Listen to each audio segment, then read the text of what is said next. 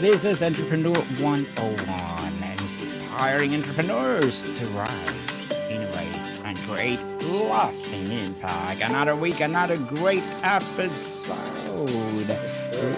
Definitely real examples of mindset shift that transform ordinary people into entrepreneurs.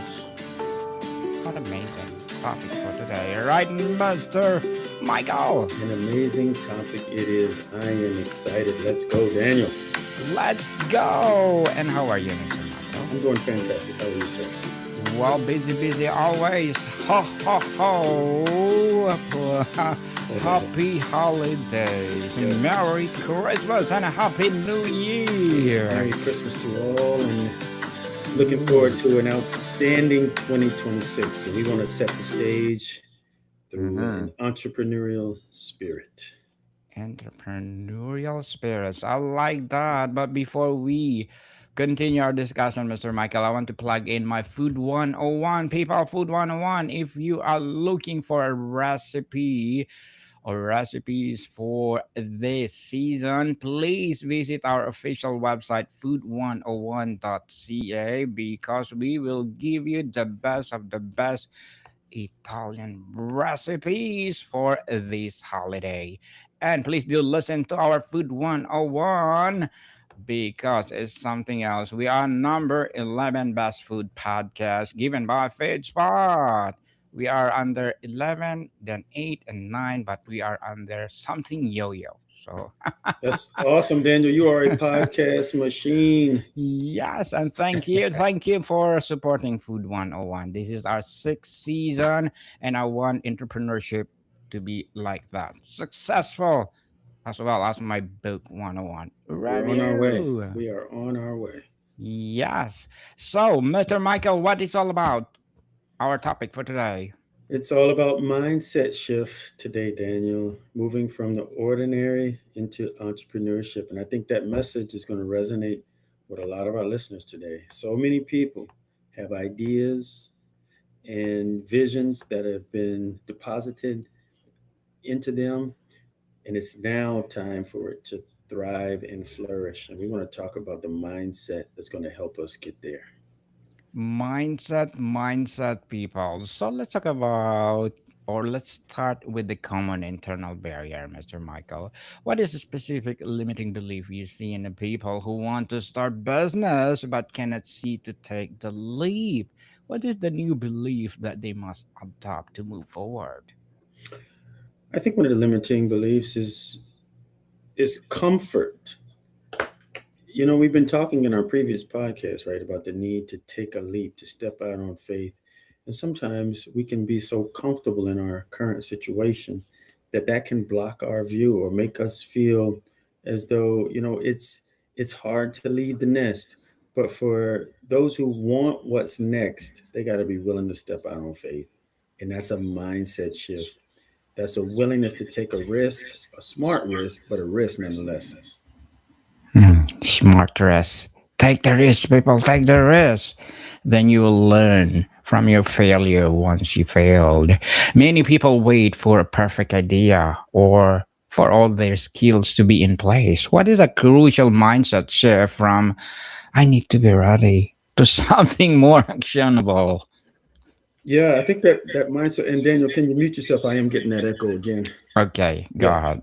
So I think that the mindset of I need to get ready is actually a good mindset.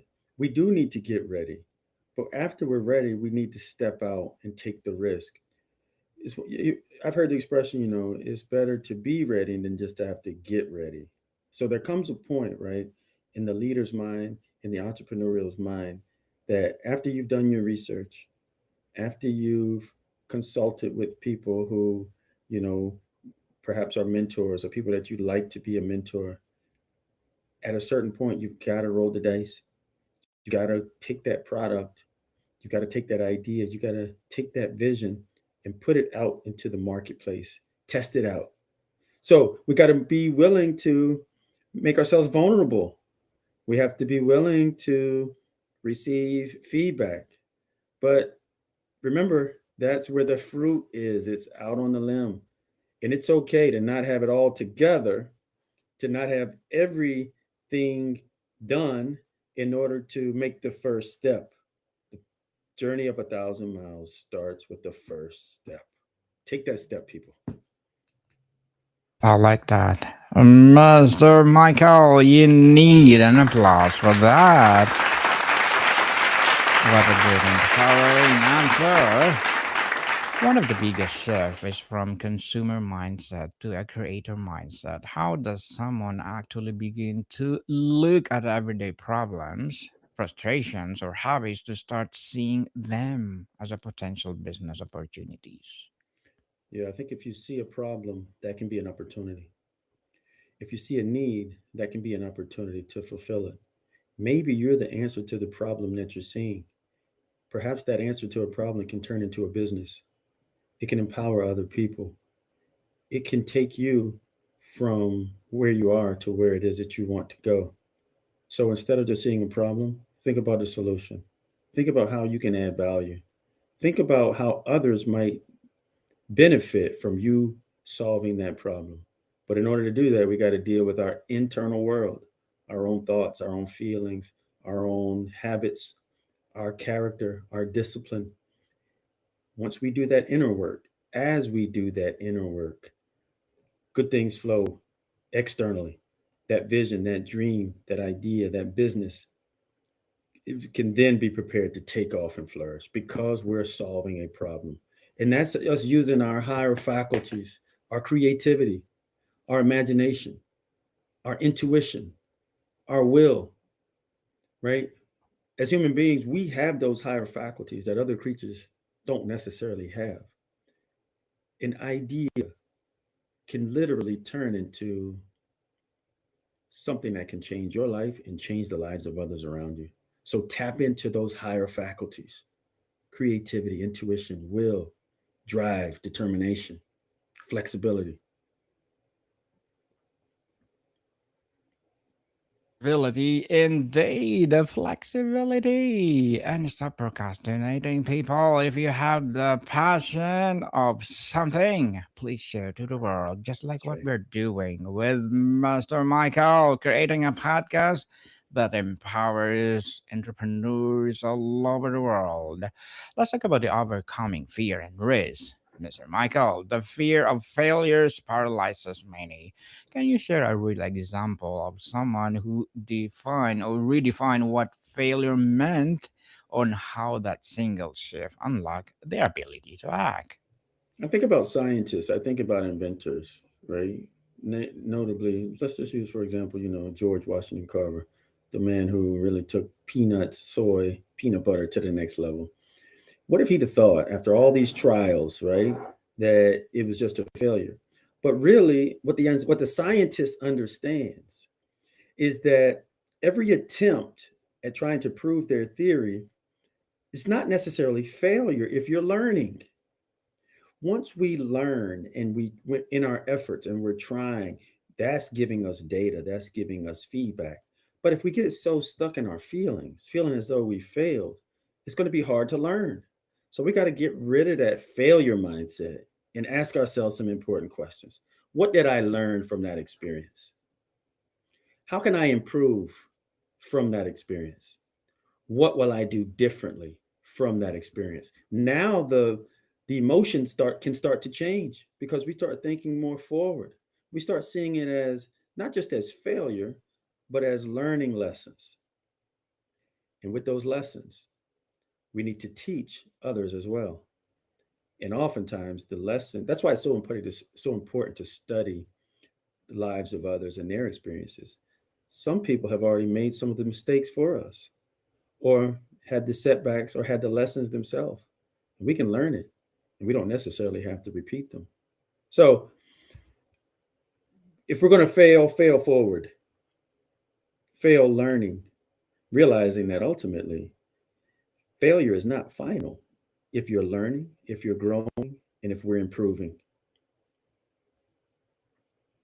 Yes, and you need to learn for those failure, people. Please learn from those failure.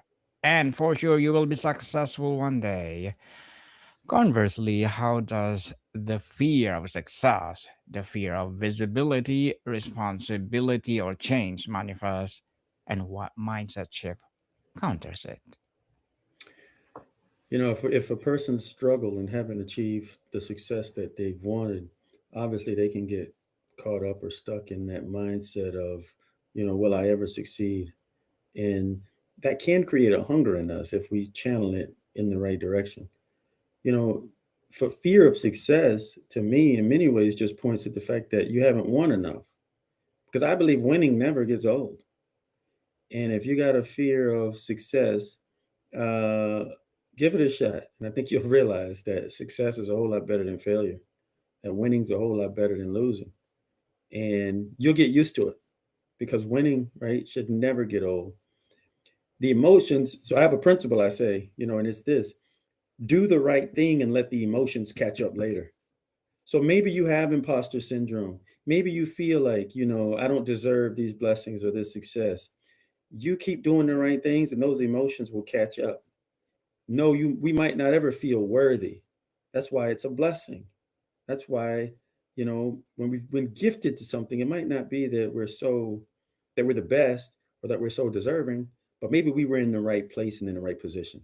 So I think one of the best ways to overcome a fear of success is to not make your success just about you. When we make our success about others, empowering others, then it's not just about us. It's about helping those around us, helping the next generation. Then that takes some of the spotlight off of us and it makes it about others. And I think that's a good mindset shift to have. Mr. Michael, for someone with a stable paycheck, the idea of risk is huge. What's compelling alternative perspective on rest? I say crawl before you walk. Not everyone needs to leave their day job. If you got an idea, test it out. Who knows? Maybe your entrepreneurial endeavor will grow to the point where you might need to leave your day job. It might push you off your day job. It might replace you, right, from your day job. Maybe it will, maybe it won't. But at the end of the day, when you're doing your best, when you're putting it out there, you're going to get that data and get that feedback. Not everybody's sitting on their job and they're just sitting there looking through their emails and lightning flashes and they say, you know what, I need to quit my job and go start a cookie company. Some people may get that epiphany and just day one, right on the spot, they just walk out and, you know, give their 2 weeks notice or, take that risk. For some people, that might be their journey. For others, they may need to start baking cookies with their extra time. They may need to start bringing cookies onto the job and see if people like them. They might still want to start tweaking the recipe. They might want to build the plane, right? You know, before they just take off. So it's okay to crawl before you walk. It's okay to build. It's okay to allow your purpose, your passion, and your drive to take you off your day job if that ultimately is the blueprint. But the day job may actually help fund the vision. Whatever your job is, whether it's an entrepreneur, whether it's working at if you're in the medical profession or if you're a teacher, an educator, a firefighter, right? Whatever you're called to do, right? It's not necessarily a competition. Everybody's not necessarily their path is called to be an entrepreneur. But for those who have an idea, those who have an entrepreneurial spirit, it's okay to crawl before you walk. It's okay to not have it all figured out. It's okay to let that business build a lot like what Daniel Lucas is doing through his podcast. He's building it as it goes. He still has his day job, right? But he's all this going on, which points to the idea of hard work. So that means if we all get 24 hours in a day, Lord willing, right? Knock on wood. How are you using that time? If somebody wants to have a business and keep their day job, that means some sacrifices are going to have to be made. That means, Yes. you know, a lot of sweat equity is going to be put in. No way around it. You're going to have to work hard if it's going to be achieved. So don't be afraid of hard work. Don't be afraid to make those sacrifices. Do we all have to find a healthy work balance? That's important to do. But sometimes it's not going to be balanced if you want to achieve extraordinary success. Right, Daniel? Podcast after podcast after podcast. Can you speak to that? Yes, definitely. And that's a good thing. Empowering answer, Mr. Michael. People, consistency, hard work is the key to success. One of those ingredients. So don't be afraid. Plus, don't afraid to fail because those failed make you stronger and stronger and stronger. Then success will come to you. So the how versus who chef, Mr. Michael. Early on, aspiring entrepreneurs obsess over the how, the tactics, and what point does the pivotal shift to focusing on the who, a core, and triggers it? That's a really good question, Daniel. It's so good. I'm going to ask you to to ask me that again because there's a lot of content in that, and I want to hear it again. Yes. So we are talking about how versus who chef. So early on, aspiring entrepreneurs obsess over the how and the tactics. How do I build this? How do I build my podcast that are I have five more podcasts coming. Tune in, people. I want to plug in my Let's make five a plug right there. podcasts. That's right, Daniel. Make a Yes, plug right there. I want to plug in Entrepreneurship 101 is already new, is already established. Bible verses 101 as I did last November. He's a And podcast machine. Motivation 101 coming this December. Oh my goodness. And Trivia 101. Oh, what is all about? Trivia, of course. Trivia, people. And of course, Spiritual Awakening 101. So please do tune in for those podcasts because they are coming hot, hot, hot. I love it. The how versus the who both matter. The how often will follow, I'd even say before who, the what. What am I called to do? What's my passion? What's the idea? What's the big picture? Then I think we get to the who. Who is going to help me? Well, the first who needs to be ourself to realize what can I do to move the needle in the right direction with this idea? What information do I need to gather? Who can I partner with? Who can give me information? Who can help me avoid some of the mistakes that I don't need to make? Then the how flows from that because success leaves clues. Your idea may be new and inventive, it has your name on it, so it's going to be unique to you. But now, with the information we have access to, ignorance in many ways is becoming optional. The how is out there. I remember watching an interview one time, Daniel, on YouTube, and the gentleman was talking about people who take a risk, wondering how are they going to get the money to do it? Where is the money? And the gentleman said, the money's where it's always been. It's there. We just got to figure out how to get to it. And we use our higher faculties to do that: creativity, imagination, intuition, discipline, hard work, follow through, feeding that insatiable appetite on the inside to see that purpose, that idea fulfilled. I'm not going to say the how becomes easy, but it becomes a drive. And it may be a mysterious drive. We might not know how we're going to get there. I would imagine the Wright brothers, right? When they were figuring out how to build the plane, it just started with the idea, and then the how will start to come. Any great idea, right? It's got to start with that. What am I called to do? Then the how, we lean into it. So we don't have all the answers to how, but you got to want to find the answers how. If you had that desire and that hunger, the information is out there. You'll figure it out. And some of that figuring it out comes from trial and error. Trial and error indeed, people, and try until you succeed. Yeah. Yes. So, what's the common story people tell themselves about luck, Mr. Michael, or natural talent that holds them back? And what is the more empowering, proactive narrative that replaces it? Instead of luck, be prepared. You know, There's no substitute for preparation. And some people say, luck is when preparation and opportunity meet. Good things tend to flow when we're in the right position, when we have the right principles, when we have the right plan. The right principles, the right position, the right plan.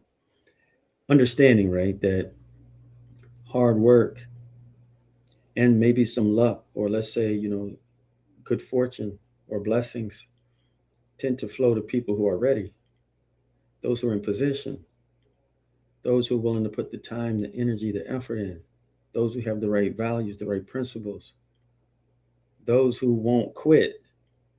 Let me say that again. Those who just won't quit. Because when you love what you're doing, chances are you won't quit. And if you'll quit too soon, maybe you didn't really love it. But if you love it, if it's your calling, if it's your purpose, if it's your passion, doesn't mean it's necessarily going to be easy, but it certainly is going to increase the likelihood that you won't quit. Indeed, people, if you have the passion of what you are doing, even if you fail, you do it again and again and again and again. Just like Thomas Alva Edison, right? When he discovered the incandescent lamp. Yeah. So, finally, if you could pinpoint one non negotiable mindset shift that separates those dream from those who build, what would it be? I would say the first principle that stands out there is perseverance. Those are just willing to stand the rain.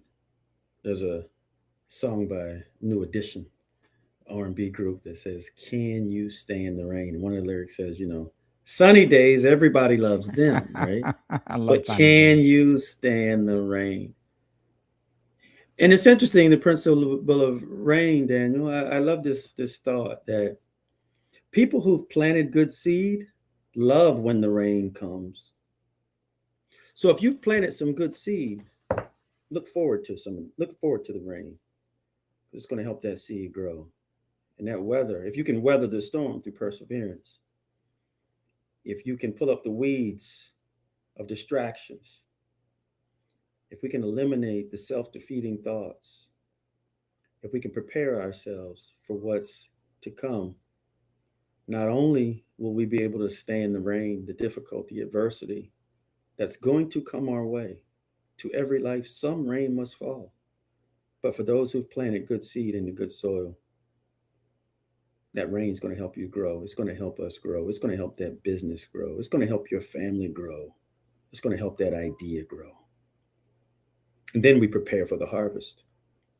And when that harvest comes in, it's not just that harvest is going to be so good. It's not only will you be able to eat, but you'll be able to feed those around you, your community, those connected to you. A farmer is not surprised, Daniel, when after he's planted and watered and done what he needs to do, he's not surprised when it's time to go pick up the harvest. He's prepared for it. He's planned for it. He or she is ready to receive. So persevere, stand the rain, and prepare for the harvest. Let's prepare for the harvest, Mr. Michael, and thank you so much for sharing your knowledge and wisdom to the Thank you, nephew. world. Appreciate you as always. Yes, indeed. People, perhaps the most crucial shift is the relationship with risk. A tenured academic with deep expertise in sustainable agriculture felt trapped of the stability of her position. Encounter entrepreneurial trigger was redefining security from parentage solidity to possess expertise, just like what we're talking about, like Mr. Michael talking about. Take the risk. Take the risk, people, and stop procrastinating. And Mr. Michael, once again, of a great episode. Please do wrap up our topic for today. Thanks again, Daniel. Another great episode. I'm so excited about our episodes to come and how we're going to help ourselves and help others reach their goal. Remember, if that goal, if that dream, if that vision is inside of you, it's evidence is proof in many ways that it needs to come to pass. Partner with it, watch it grow. Yes, watch and grow. Our audience said, thank you, Mr. Michael, for your knowledge and wisdom you imparted to us. Thank you. And tune in for our next episode because more episodes to come. So, Mr. Michael, thank you so much for your time. Peace. Adios. More to come, people. See you soon.